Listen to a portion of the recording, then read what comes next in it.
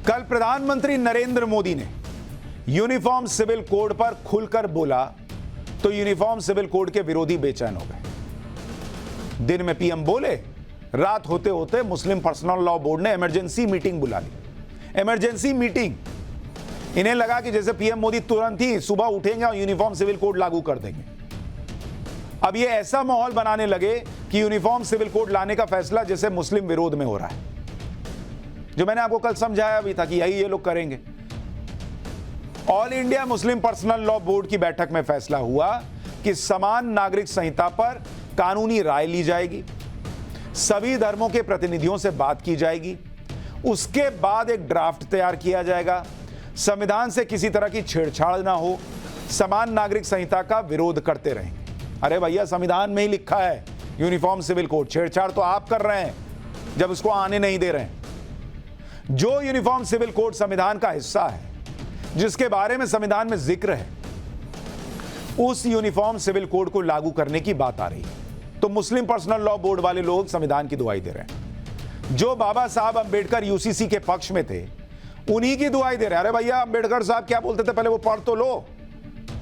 कह रहे हैं कि संविधान में छेड़छाड़ क्यों की जा रही है। मुस्लिम पर्सनल लॉ बोर्ड क्या कह रहा है वो सुनिए, फिर आगे की बात बताता हूं।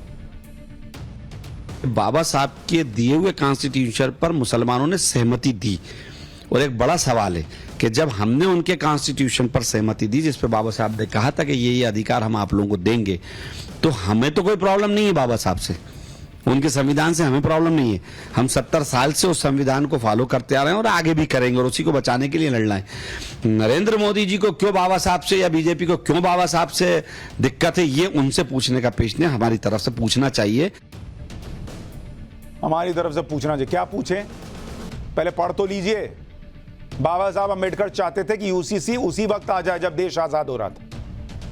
बाबा साहब अंबेडकर ही संविधान में लिख के गए कि बाद में इस पर मिलकर कानून बना लीजिएगा। पढ़ना लिखना कुछ है नहीं। बाबा साहब बोल दो, संविधान चिपका दो। अरे वही संविधान कह रहा है देश में यूसीसी आना चाहिए। उधर मौलानाओं को लग रहा है कि अगर यूनिफॉर्म सिविल कोड आ गया तो उनकी दुकानें बंद होने लगेंगी, और अगर यूनिफॉर्म सिविल कोड पर कानून बन गया और कानून की बात नहीं मानकर अपनी मनमानी चलाते रहे तो जेल जाने का भी नंबर आएगा। इसलिए अभी से मौलाना यूनिफॉर्म सिविल कोड के खिलाफ माहौल बनाने लगे। जमीयत उलमाए हिंद हो या दारुल उलूम, सभी नागरिक समान नागरिक संहिता पर कह रहे हैं कि हमारे देश का मुद्दा ही नहीं है, वो इसका विरोध करते रहेंगे। एक बार इन लोगों को भी सुन लीजिए। अब ये बताइए कि इस सूरत हाल के अंदर मुसलमान क्या कर सकता है, अदरवाइज के अपनी राय को पेश कर सकता, चाहे वो कोई भी हो। नतीजा ये है कि हम ये चाहते हैं कि हम मुसलमानों को इनको मजहबी हक को छीन लें। अगर यूनिफॉर्म सिविल कोड बन जाता है तो फिर क्या आगे क्या क्या जाएगा? हमारी मस्जिद चली गई, हमने क्या कर लिया? क्या है हमारा? हम अपने नतीजे के ऊपर आएंगे, अल्लाह चाहेगा तो नहीं जानेंगे।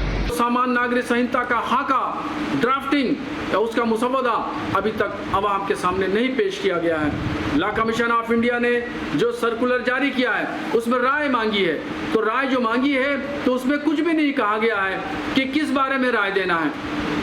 उस पर हमारा स्पष्ट नज़रिया ये है कि अगर समान नागरिक संहिता के ताल्लुक से हुकूमत शरीयत का लिहाज पास करती है, शरई मसाइल मामलात का ख्याल रखती है, तो हम तो समर्थन करेंगे, और अगर शरीयत का लिहाज पास नहीं किया गया, उसके उसूल ज़ाब्तों को नहीं अपनाया गया, तो हम समान नागरिक संहिता का खुल करके जम करके विरोध करेंगे। सिविल कोड या यूनिफॉर्म सिविल कोड हमारे मुल्क का मसला नहीं है और ना मुल्क की ज़रूरत है। हमारे मुल्क की जो बुनियादी ज़रूरतें हैं, सरकारों को उन तमाम ज़रूरियात की तरफ तवज्जो देने की ज़रूरत है। यूनिफॉर्म सिविल कोड ऐसे मुल्क में जहां मुख्तलिफ मज़ाहिब के मानने वाले हों, मुख्तलिफ धर्मों के मानने वाले हों, मुख्तलिफ ट्रेडिशन को फॉलो करने वाले हों, ऐसी जगह पर अगर यूनिफॉर्म सिविल कोड की बात की जाएगी तो मुझे लगता है बेमौका और बेमहल गुफ्तगू होगी। तो अब ये बता रहे हैं कि हमारे देश का मुद्दा ही नहीं है। अरे हमारे देश का मुद्दा नहीं था तो संविधान में क्यों डाला गया? बाबा साहब अंबेडकर क्यों बोल रहे थे? दूसरे लोग क्यों बोल रहे थे कि यूसीसी आना चाहिए?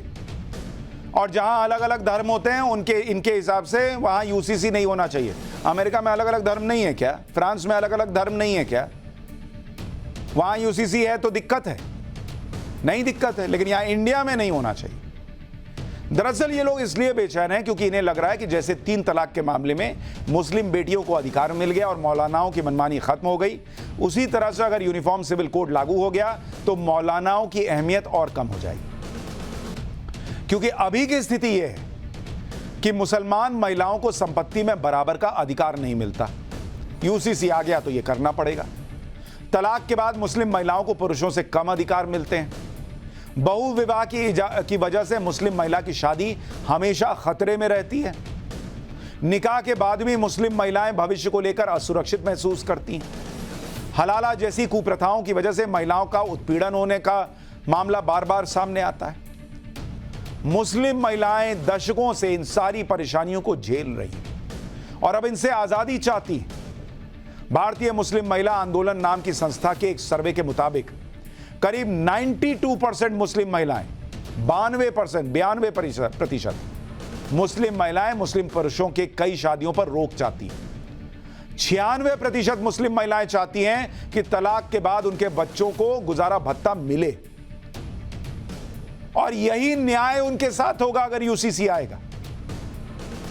लेकिन नहीं, हर बार जहां महिलाओं को न्याय की बात होती है एक वर्ग खड़ा हो जाता कि नहीं ऐसा नहीं होना चाहिए। जिस समान नागरिक संहिता से मुस्लिम महिलाओं को कई अधिकार मिलेंगे उस यूसीसी का विरोध ये मौलाना कर रहे हैं। और आप इनकी सोच देखिए। एक मौलाना है शहाबुद्दीन जो ऑल इंडिया मुस्लिम जमात के अध्यक्ष हैं। वो 3 तलाक को भी जायज ठहराते हुए कह रहे हैं कि 2 तलाक के बाद अगर बीवी खुद को सुधार ले तो तलाक रुक सकता है। मतलब बीवी को खुद को सुधारना है। सुनिए जरा इनकी बात।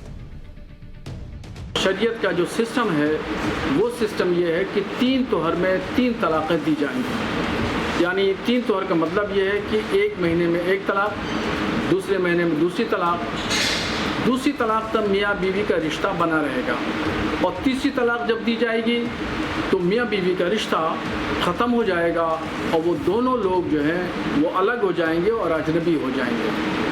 इसमें शरीयत की मंशा ये है कि 2 तलाक़ों तक यानी 2 महीने तक हो सकता है बीवी में तब्दीली आ जाए और जिन वजूहात की बुनियाद पर ये खटास पैदा हुई है, तलाक की नौबत आई है, ये ख़त्म हो जाए।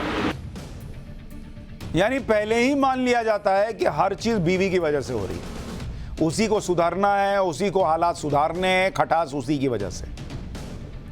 3 तलाक के खिलाफ तो मोदी सरकार कानून बना चुकी और अब बारी समान नागरिक संहिता की। देश की अदालतें भी कई बार यूसीसी की जरूरत पर टिप्पणी कर चुकी। 1985 में शाबानो केस में फैसला सुनाते हुए सुप्रीम कोर्ट ने कहा था कि संसद को एक समान नागरिक संहिता का ड्राफ्ट बनाना चाहिए 85 में।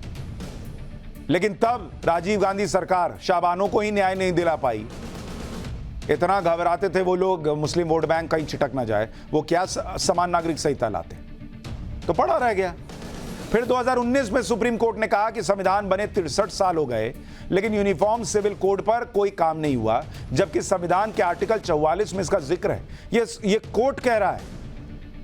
2021 में इलाहाबाद हाई कोर्ट ने कहा कि संसद को समान पारिवारिक कानून लाने पर विचार करना चाहिए ताकि लोग अलग अलग कानूनी बाधाओं का सामना किए बगैर स्वतंत्र रूप से मिलजुल कर रह सके। तो जो पीएम मोदी कह रहे थे कि अदालत डंडा चला रही है कि लाओ यूसीसी, वो ऐसा ही नहीं कह रहे थे, ये फैक्ट है। इसी साल मार्च में सुप्रीम कोर्ट ने यूसीसी पर दाखिल याचिकाओं पर कहा था कि इस तरह के मुद्दे संसद के निर्णय के लिए हैं। यूसीसी का विरोध करने वाले ये जानते हैं कि इसका राजनीतिक असर होगा और यही वजह है कि कई राजनीतिक दल यूसीसी का समर्थन कर रहे हैं। अरविंद केजरीवाल जो नरेंद्र मोदी को हर दिन कोसते रहते हैं, उनकी पार्टी भी यूसीसी के समर्थन में आ गई है। बड़ा अलग ही माहौल है कि आम आदमी पार्टी यूसीसी का समर्थन कर रही है। लेकिन सुनिए आम आदमी पार्टी क्या कह रही है। देखिए, सैद्धांतिक रूप से हम इसके समर्थन में हैं। आर्टिकल 44 भी इसका समर्थन करती है कि देश में यूसीसी होनी चाहिए। लेकिन चूंकि यह मुद्दा ऐसा है जिसमें कि सभी धर्म संप्रदाय से जुड़ा हुआ है, इसलिए हम ये चाहते हैं कि इस मुद्दे के लिए वाइडर कंसल्टेशन हो, लार्ज स्केल पर बातचीत हो, सभी धर्म से, सभी संप्रदाय से, सभी राजनीतिक दलों से। कुछ मुद्दे ऐसे होते हैं जो आने वाले समय पर आप रिवर्स नहीं कर सकते। कुछ मुद्दे ऐसे होते हैं जो देश के लिए बहुत मूलभूत होते हैं। ऐसे मूलभूत मुद्दों पर ऑथोरिटेरियन तरीके से जाना वो ठीक नहीं होगा। तो केजरीवाल की पार्टी चाह रही है कि समान नागरिक संहिता आ जाए, कई पार्टियां विरोध कर रही हैं।